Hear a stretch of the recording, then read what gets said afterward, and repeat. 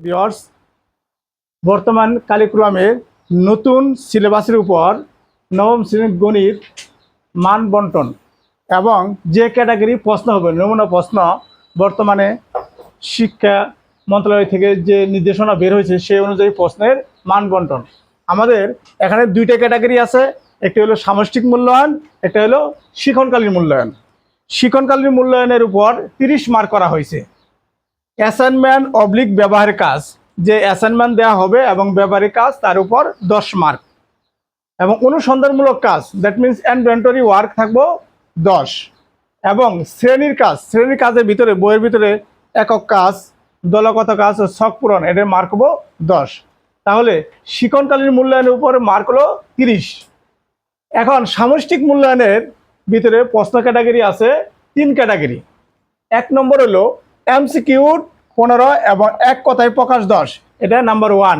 1 নম্বরের ভিতরে দেওয়া হয়েছে এমসিকিউ 15 থাকবো এবং এক কথায় প্রকাশ 10 থাকবো, এবং সংক্ষিপ্ত প্রশ্ন এবং উত্তর এটা 13টা, এটা থাকবো 13টি, এবং দৃশ্যপট নির্ভর রচনামূলক প্রশ্ন, দৃশ্যপট মানে যে কোনো একটা দৃশ্য দেওয়া থাকবে সেটার উপর রচনামূলক প্রশ্ন থাকবো 10টি, কিন্তু অ্যান্সার করতে হবে কটা?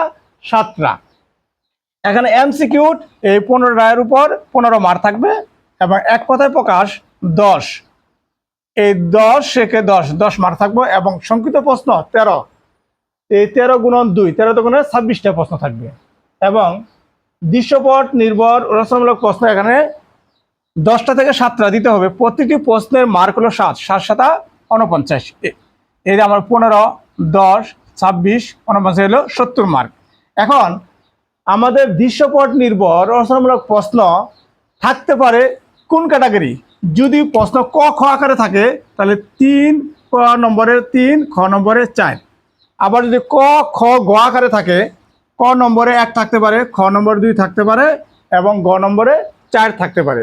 আবার যদি এই ক্যাটাগরি হয়, ক নম্বরে 2 থাকতে পারে, খ নম্বরে 2 থাকতে পারে, গ নম্বরে 3 থাকতে পারে। আবার আরেকটা ক্যাটাগরি যদি হয়, ক নম্বরে 1 থাকতে পারে, খ নম্বরে 3 থাকতে পারে, গ নম্বরে 3 থাকতে পারে।